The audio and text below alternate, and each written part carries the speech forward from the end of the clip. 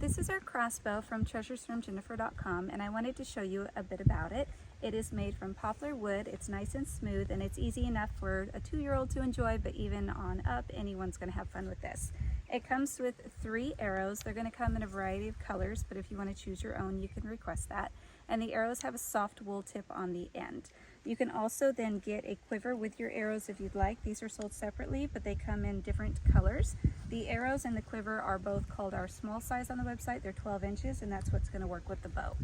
So to get it prepared, you're going to pull your string back until it clicks, and that gets your trigger ready, and then it has a really easy hole that you just slide your arrow down, and it's loaded and ready to shoot, and then it can shoot pretty far and pretty fun. So we're going to load another one now. Pull it back, put your arrow in, and then another optional item you can get from our shop are these targets. They're great to use in the house or outdoors, and as you hit the different circles, you're going to be able to count up your points, whether it's the 10, the 20, 30, or if you hit the bell, you get 100.